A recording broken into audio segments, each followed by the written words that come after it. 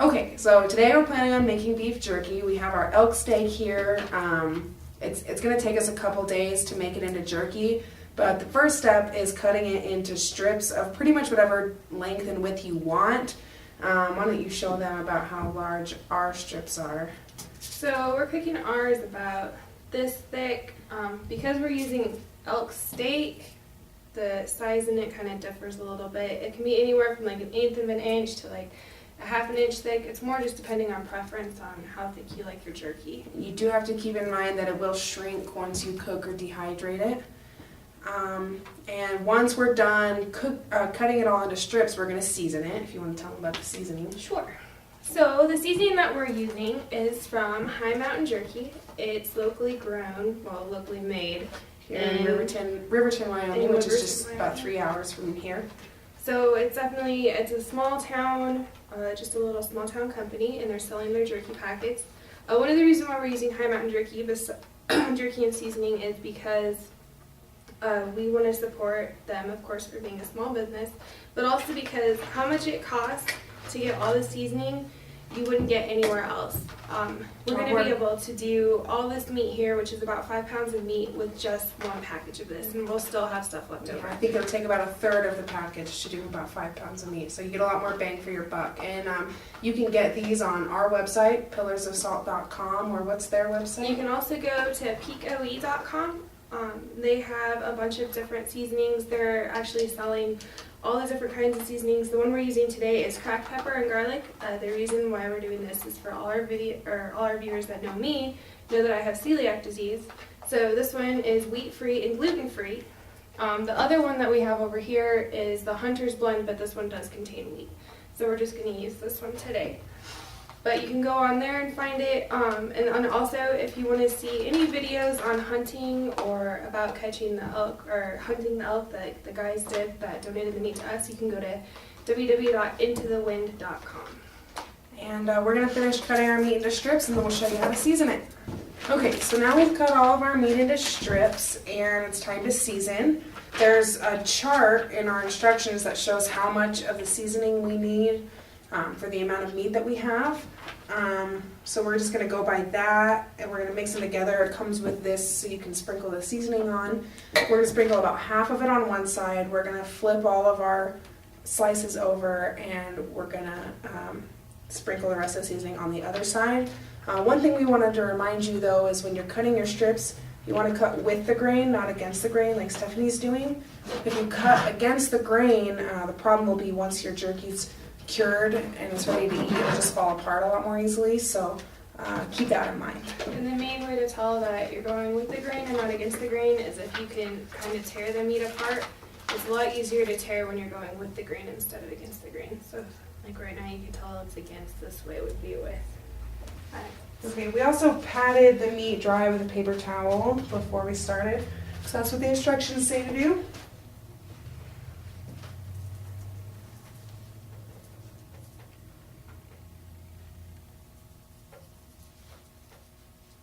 A good trick to know when, because you're not going to have a full bottle of seasoning, you'll probably have about 2/3 a bottle. So you can just hold your fingers where you think halfway is.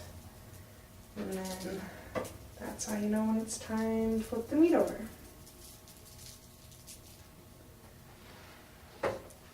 That's probably about right. We'll flip it over now. And then we put all of our slices of meat side by side. That way we use up less space and we have less of a risk of the seasoning going everywhere, and it all just kind of stays in a focused area. And so we laid all our strips out vertically and side by side. And this smells really good. Not the meat, the seasoning smells really good. The seasoning smells great. I would recommend trying it out. I guess we'll let you know when we have a finished product. But so far, it's promising. And don't forget that you can go to our website at www.pillarsofsalt.com or go to www.peakoe.com. That's Peakoe. The OE stands for outdoor equipment. There's a lot of other stuff you can get from that website too, besides just jerky seasoning. And every week the guys are going to be kind of doing a special too. Right now they have 4 different kits put together. They have a kit that has the Hunter's Blend and then the pepper blend that we're using. I think it's number 3 or number 4. You can go online and you can order that. And they also are selling a jerky book that teaches you how to cook your own jerky. So you can order that with the kit too. And you can learn how to make your own jerky and have all the seasonings that go with it. Alright. So now we're going to just use the rest of the seasoning on the other side of the meat. And then while you go along to any of the excess seasoning, you can just kind of pat the meat on top of it just to get it. The instructions say once you're done to throw these all in a mixing bowl and just kind of mix them around to make sure they're all fully coated with the seasoning. We're going to try and use a Ziploc bag. We're just going to put all the jerky and seasoning in the bag and then shake it up, which should also work fine.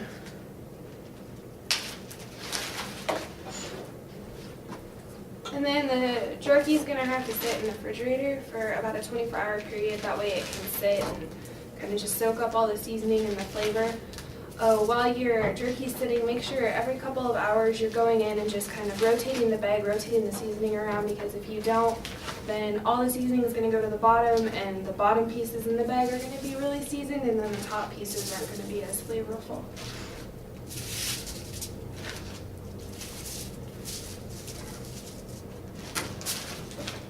Alright.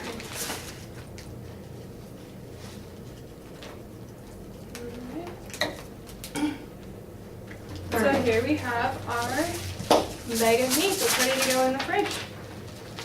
One last thing that you'll have to do before you put it in the fridge is you're going to want to make sure that you're kind of stacking the strips straight and pressing them together tightly. Don't put them in anything metallic. You got to put them in some kind of plastic container or a Ziploc bag or something. And yeah, it should take about 24 hours. If you're using thicker meat, give it a few extra hours, maybe like 28. But yeah, we're just going to make sure our strips are all laid out, packed tightly, and we're going to put them in the fridge.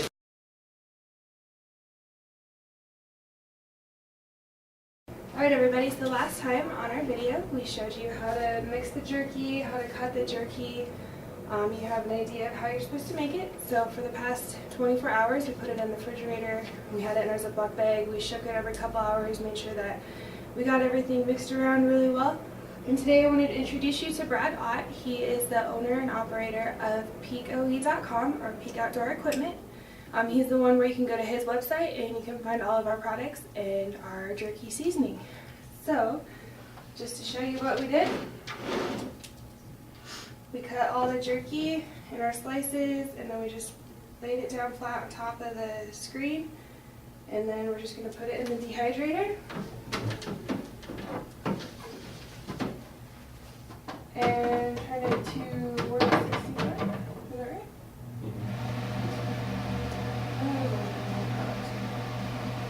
Alright, so in about 6 hours we're going to have our jerky.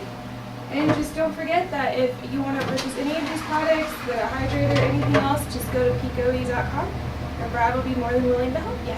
Thanks.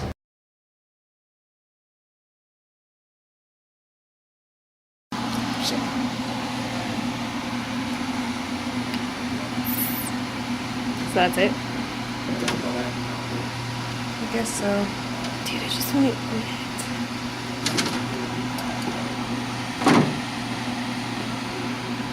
Amazing. I really just want to eat it. It's unfair.